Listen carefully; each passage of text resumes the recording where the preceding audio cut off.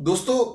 आप सभी लोग क्या होता है कि कई बार हम लोग कुछ काम करते हैं और उसमें अनसक्सेसफुल हो जाते हैं। और लाइफ का जब एक लंबा टाइम फेज निकल जाता है, यानी कि 5 साल 6 साल 7 साल 8 साल बाद, जो और जब हम लोग दोबारा उस चीज़ को सोचते हैं तो हम लोग को लगता है यार कि काश मैं उस समय ये कर लेता तो मैं काश उस काम में आज सफल हो जाता, या मैं उस समय ये कर लेता और मैं ये सफल हो जाता।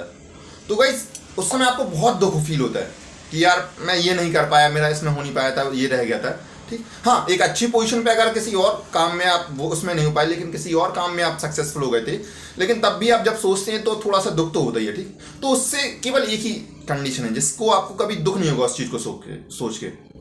वो ये है कि जब आप कोई काम करें तो उसमें पूरा 100% एफर्ट लगा दें, पूरा 100%, जितना आपकी कैपेबिलिटी है, जितना कैपेबिलिटी से ज़्यादा कोशिश करें उस काम करने की। ठीक, ताकि इन फ्यूचर जब 8-10 साल बाद, जब 5-6 साल बाद, जब भी आपका जो टाइम पीरियड हो, एक फेज हो, उस काम में मान लीजिए सक्सेसफुल नहीं हो पाए, हो गए तो अच्छी बात है, और मान लीजिए नहीं हो पाई, लक बाय चांस, तो जब आप कभी सोचो उस बारे में तो आपको दुख ना हो इस बात का कि यार मैं उस टाइम पे अगर ये कर लेता तो मैं आज उस काम में सफल हो जाता। क्योंकि आप मेहनत तो लगातार कर ही रहे हैं, पूरी मेहनत ईमानदारी के साथ कर रहे हैं। ठीक है, तो मान लीजिए ये चीज पॉसिबिलिटी नहीं मिल पाई जो आप काम कर रहे हैं, ठीक, तो उससे भी अच्छी चीज आपको मिल सकती है इन फ्यूचर आपके यहाँ पे। ठीक,